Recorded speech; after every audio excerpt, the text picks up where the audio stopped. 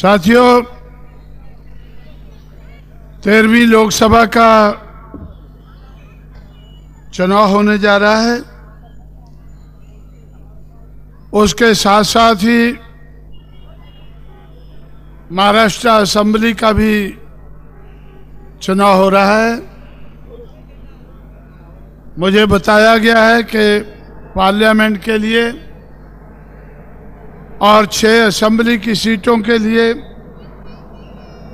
Bahujan Samaj party ने उम्मीदवार खड़े किए हैं। उन उम्मीदवारों के सपोर्ट में अपील करने के लिए मैं भी आप लोगों के बीच में यहाँ पहुँचा हूँ। साथियों, बहुजन समाज के बारे में, बहुजन समाज की पार्टी के बारे में महाराष्ट्र में बहुत कुछ बताया जा चुका है। अब ज्यादा बताने की मैं जरूरत नहीं समझता हूं, लेकिन जाति के आधार पर तोड़े हुए लोगों को जोड़कर अल्पजन से बहुजन बनाकर बहुजन समाज की शक्ति बढ़ती जा रही है। 91 में 91 में 2 बार चुनाव हुआ। बहुजन समाज पार्टी का वोट 1% से कम था। 96 में बहुजन समाज पार्टी उत्तर प्रदेश, मध्य प्रदेश, पंजाब, जम्मू कश्मीर इन 4 सूबों में मान्यता प्राप्त करके देश की राष्ट्रीय पार्टी बनी। और उसके कारण महाराष्ट्र जैसे सूबों में भी आप लोगों को नारा लगाने का मौका मिला। बीएसपी की क्या पहचान? नीला झंडा, हाथी निशान। नीला झंडा और हाथी निशान ये राष्ट्रीय पार्टी बनने के बाद राष्ट्र के किसी भी प्रदेश में ये निशान बहुजन समाज पार्टी का निशान बना। उसके बाद 98 में चुनाव हुआ पिछले साल। बहुजन समाज पार्टी देश की 4थे नंबर की पार्टी बनी। इस साल 99 में फिर चुनाव हो रहा है और इस साल हम दावे से कहते हैं कि बहुजन समाज पार्टी 5 अक्टूबर के बाद जो रिजल्ट निकलेगा वह आपको बताएगा कि बहुजन समाज पार्टी कांग्रेस और बीजेपी के बाद इस देश की 3रे नंबर की शक्ति है। और अगले साल नवंबर में फिर चुनाव होगा और उस चुनाव में कांग्रेस और बीजेपी को पछाड़कर बहुजन समाज पार्टी इस देश की पहले नंबर की पार्टी नजर आएगी। हमारे बुजुर्गों ने, महापुरुषों ने 19वीं सदी में संघर्ष शुरू किया। देश के कोने कोने में संघर्ष हुआ। महाराष्ट्र में भी 1848 से ज्योतिबा फुले की देखरेख में संघर्ष शुरू हुआ। 1894 के बाद छत्रपति शाहू महाराज की देखरेख में संघर्ष आगे बढ़ा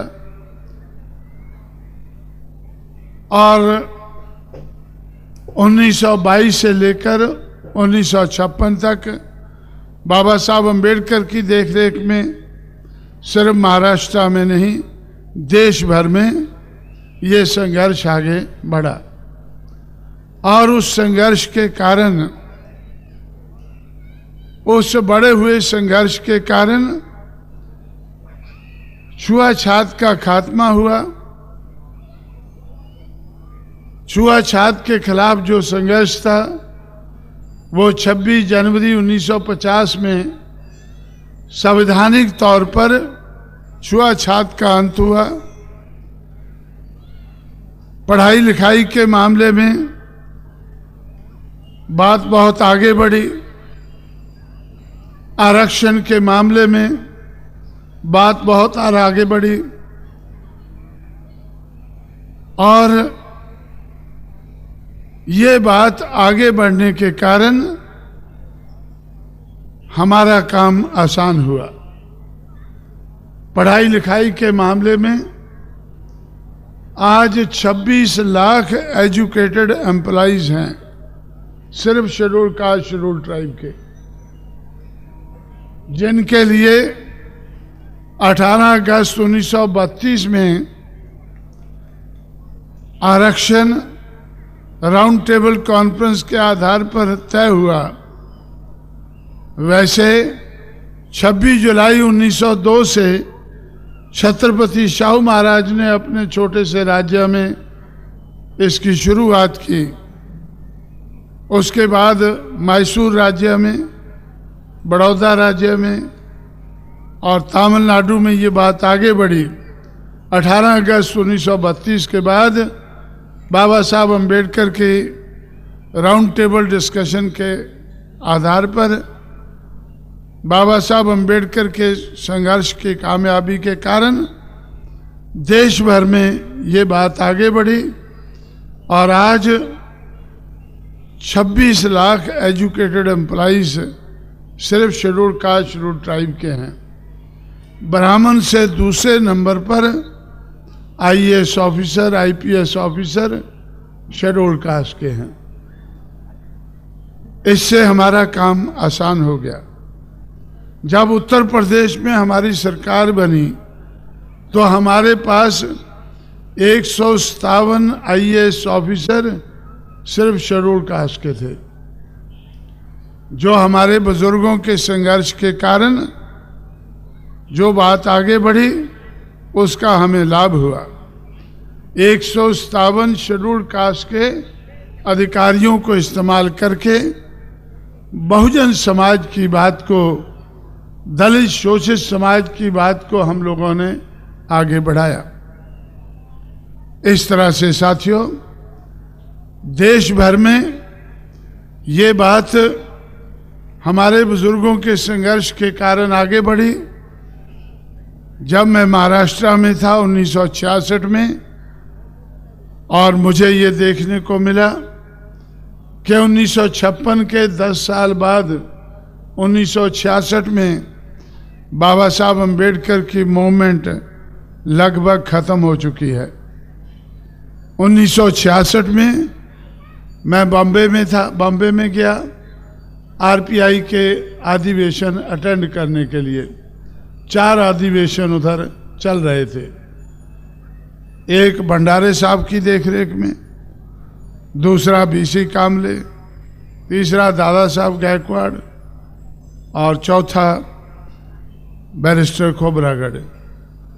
4 अधिवेशन उधर चल रहे थे और बाबा साहब अम्बेडकर की मूवमेंट को 4 हिस्सों में बटा हुआ नजर आया। उसके बाद ऐसा लगा 1966 के बाद 1967 में चुनाव हुआ। 1967 में बैरिस्टर एडवोकेट भंडारे कांग्रेस के टिकट पर चुनकर पार्लियामेंट में पहुंचे। 1971 तक मामला खत्म हुआ। 1971 में उत्तर भारत में भी बीपी मौर्य कांग्रेस के टिकट से चुनकर पार्लियामेंट में पहुंचे। बाबा साहब अम्बेडकर के चल बसने के 15 साल के अंदर अंदर उनके मूवमेंट का खात्मा हुआ। उसके बाद मुझे मैं सोचने पर मजबूर हुआ और सोचने के बाद मैं इस नतीजे पर पहुंचा कि अगर हमें इस मूवमेंट को कामयाब बनाना है तो 1, 2 या 4, 6 जातियों के आधार पर यह मूवमेंट कामयाब नहीं हो सकती है, क्योंकि मनुवादी समाज व्यवस्था ने, ब्राह्मणवादी समाज व्यवस्था ने, आर्या लोगों ने इस देश में ब्राह्मणवादी समाज व्यवस्था बनाई और इस देश के मूल निवासी को शूद्र और अति शूद्र बनाकर 6000 जातियों में बांटा। 6000 जातियों में बांटा। शूद्र और अति शूद्र की मूवमेंट महात्मा फुले ने 1848 से शुरू की, लेकिन मूवमेंट कामयाब नहीं हुई।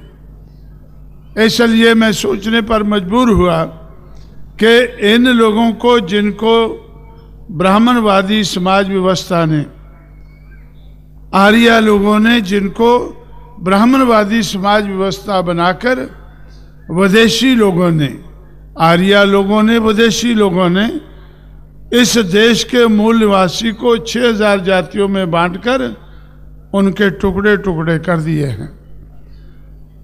जब 6000 टुकड़े हो गए हैं, लोग तो 85 करोड़ हैं, लोग तो 85 करोड़ हैं 100 करोड़ में से, लेकिन 85 करोड़ के 6000 टुकड़े हैं।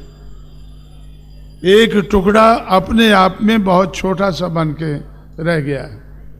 इसलिए ना तो कोई टुकड़ा अपने आप में अपने बलबूते पर कामयाब संघर्ष कर सकता है, ना कामयाब राजनीति कर सकता है।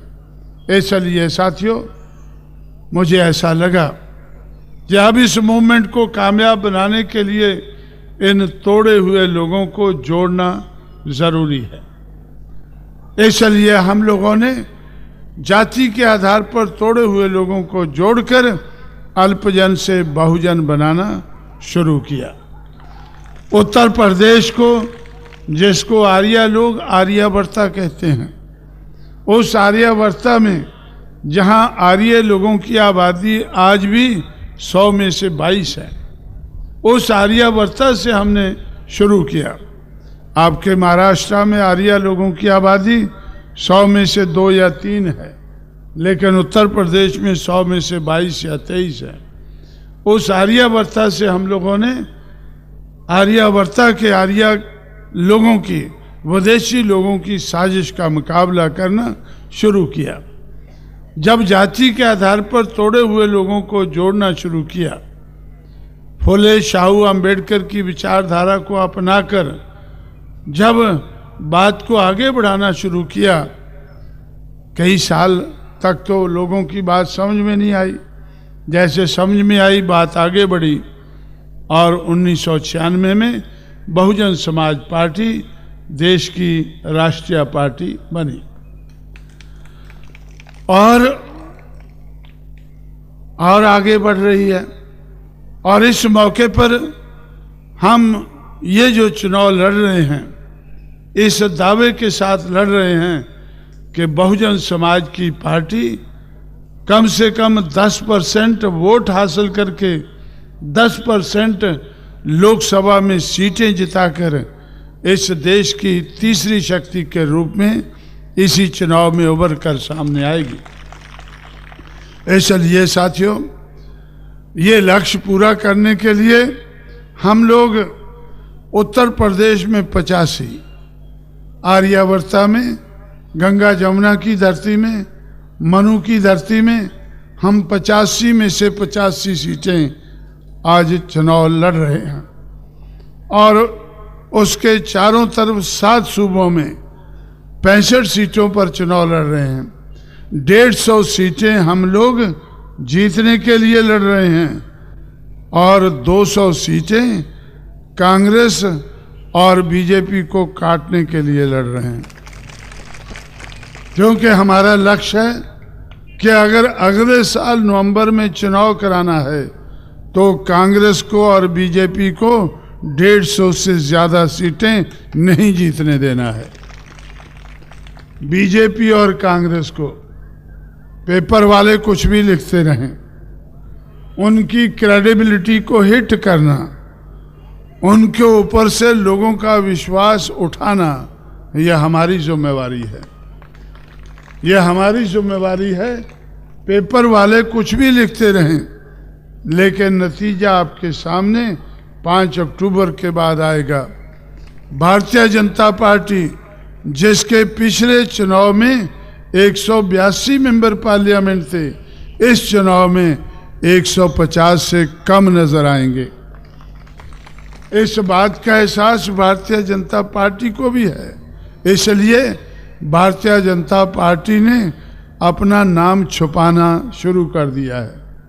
जिस तरह से अछूत लोग पहले छुआछूत के कारण अपना नाम छुपाते थे, अपना नाम वो छुपाते थे, लोग उनको धेड़ कहते थे, लेकिन वो इधर उधर को कन्नी काटते थे।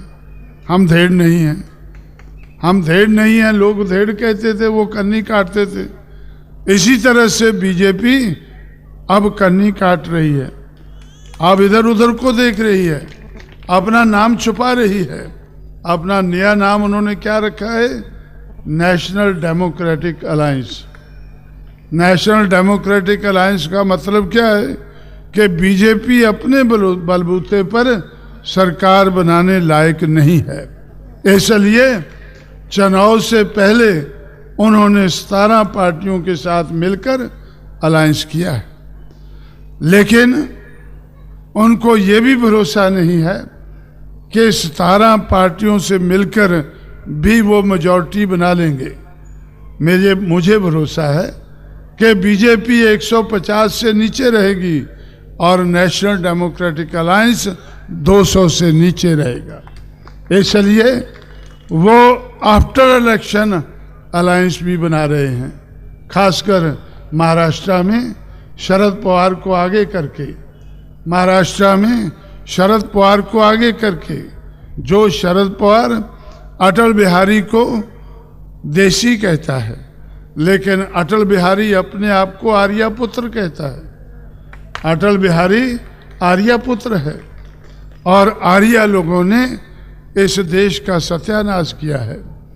आर्य लोग विदेशी हैं, ये तो नेहरू भी मानता है। डिस्कवरी ऑफ इंडिया में नेहरू ने खुद लिखा है कि आर्य लोग सेंट्रल एशिया से चलकर आए। ये विदेशी लोग हैं। विदेशी लोग आर्यपुत्र अपने आप को कहते हैं। उत्तर प्रदेश को आर्यावर्ता कहते हैं। आर्यावर्ता में तो हम उनका मुकाबला करने के लिए इस देश के मूल निवासियों को तैयार कर चुके हैं। देश भर में भी मैं मूल निवासियों को तैयार करने में लगा हूं, ताकि हम इन विदेशी लोगों का मुकाबला कर सकें। आपके शरद पवार कहते हैं कि भाई आर्या लोग तो ठीक हैं, मूल निवासियों की रगड़ाई की है, ठीक है। ज्योतिबा फुले ने शूद्र अति शूद्र को तैयार किया, छत्रपति शाहू महाराज ने इनको तैयार किया, लेकिन शरद पवार तो ना शाहू महाराज को मानता है ना फुले को मानता है, वो तो आर्या लोगों को मानता है। आर्या लोग, अटल बिहारी जैसे लोग उसके लिए देशी हैं, और इंदिरा गांधी विदेशी है। इंदिरा नहीं है, सोनिया गांधी। सोनिया गांधी विदेशी है, इटालियन है। मैं भी मानता हूँ इटालियन है, विदेशी है, लेकिन इटालियन लोग हमारे लिए इतने खतरनाक नहीं हैं जितने आर्या लोग रहे हैं। आर्या लोगों ने हमारे ऊपर ब्राह्मणवाद थोपा है, ब्राह्मणवादी समाज व्यवस्था हमारे ऊपर थोपी है। इस देश के मूल निवासियों को शूद्र और अति शूद्र बनाकर 6000 जातियों में बांटा है। इटालियन लोगों ने तो अभी तक ऐसा कुछ किया नहीं है, आगे को शायद कर दें, लेकिन अभी तक तो जो कुछ भी हमारा नुकसान किया है आर्या लोगों ने किया है। इसलिए आर्या लोगों की सरकार हम नहीं बनने देंगे। आर्या लोगों की सरकारें हम नहीं बनने देंगे। सरकारें आजकल शिथिर नहीं है। बीजेपी वाले कहते थे कि हम एबल और स्टेबल गवर्नमेंट देंगे। अगर स्टेबल गवर्नमेंट दे दी होती तो आज चुनाव क्यों होता? आज चुनाव हो रहा है, बीजेपी वाले स्टेबल गवर्नमेंट नहीं दे पाए हैं, टिकाऊ गवर्नमेंट नहीं दे पाए हैं। एबल और स्टेबल, लायक और टिकाऊ गवर्नमेंट वो देंगे, लेकिन उनकी नालायकी के चर्चे तो देश भर में चल रहे हैं। जैसे बीजेपी की सरकार बनी, उन्होंने जो पुरानी सरकारों ने एटम बम बनाए थे और हमारे साइंसदानों ने एटम बम बनाए थे, उनको फटाके समझ के चलाना शुरू कर दिया। 5 फटाके चलाए और देशवासियों को धोखे में रखने की कोशिश की कि हम ये फटाके क्यों चला रहे हैं, पाकिस्तान को डराने के लिए। पाकिस्तान ने 6 फटाके चला दिए, अटल बिहारी ने, बीजेपी ने 5 चलाए और पाकिस्तान ने 6 पटाखे चला दिए। दुम दबाकर ये दिल्ली के लाल किले में घुस गए, जाकर बस बनाने लग गए। बस लेकर लाहौर के अनारकली बाजार में चले गए। अटल बिहारी अपनी नालायकी का सबूत देने के लिए लाहौर के अनारकली बाजार में घूम रहा था और पाकिस्तान की फौजें कारगिल की पहाड़ियों पर चढ़कर हमारा रास्ता घेर रही थी। जिंदगी के हर पहलू में भारतीय जनता पार्टी ने अपनी नालायकी का सबूत दिया है और भ्रष्टाचार का तो हद हो गई है। एनरॉन से शुरू किया, एनरॉन महाराष्ट्र में है, क्योंकि टेलीफोन की बात तो दिल्ली में चल रही है। टेलीफोन का घोटाला तो दिल्ली में हुआ है, वो तो हजारों करोड़ रुपए का है, लेकिन सैकड़ों करोड़ से शुरू कर दिया। एनरॉन जो वेस्टर्न महाराष्ट्र में है, समंदर के किनारे है, वहां से भ्रष्टाचार शुरू करके दिल्ली तक भ्रष्टाचार को ले गए। हजारों करोड़ रुपया कमाकर, हजारों करोड़ रुपए की घोटाले करके, चोरी करके भारतीय जनता पार्टी को महाभ्रष्ट पार्टी बनाकर आज वो लोग वोटर को खरीदने की कोशिश में लगे हैं। जब पार्लियामेंट का वोट ऑफ कॉन्फिडेंस हुआ, एक एक मेंबर पार्लियामेंट का रेट 50 करोड़ रुपए था। मैंने भारतीय जनता पार्टी वालों से पूछा कि भाई 50 करोड़ तो बहुत होता है। वो बोलते नहीं, सस्ता है। 50 करोड़ में अगर हमने 10 MP खरीद लिए तो 500 करोड़ में हमारा काम बनता है, लेकिन जब हम चुनाव मैदान में जाएंगे तो हजारों करोड़ रुपए में हमें लोगों को खरीदना पड़ेगा। नोटों वाली पार्टी नोटों का सहारा लेकर लोगों के वोटों को खरीद कर, गुमराह करके, मीडिया को खरीद कर, मीडिया के माध्यम से लोगों को गुमराह करके कि भारतीय जनता पार्टी जीतेगी, वे जीतेगी। वोट कहाँ है? नोट तो हैं, लेकिन वोट कहाँ है? मीडिया अगर खरीद लिया है भारतीय जनता पार्टी ने, तो अभी तो वोटर भी खरीदने होंगे। जब वोटर को खरीदेंगे, हम खरीदने से रोकेंगे। हमारा नारा है, इस चुनाव में हमारा मुद्दा है कि नोटों और वोटों में टक्कर है। इस चुनाव में मुद्दा क्या है? नोट और वोट में टक्कर है। नोटों वाला हारेगा, वोटों वाला जीतेगा। ये बहुजन समाज पार्टी का इस चुनाव में मुद्दा है। अगले चुनाव का मुद्दा भी हम श्री राम जी करो ऐलान, पार्लियामेंट पे नीला निशान, जय भीम का नारा गूंजेगा, भारत के कोने कोने में जय भीम का नारा गूंजेगा, भारत के कोने कोने में बाबा तुम्हारा मिशन अधूरा, बीएसपी करेगा पूरा, बाबा तुम्हारा मिशन अधूरा, बीएसपी करेगा पूरा। करेंगे। इसलिए साथियों, इस मौके पर आगे के प्रोग्राम को ध्यान में रखते हुए 10 बजे से पहले आज का सभा हमें ख़त्म करनी है।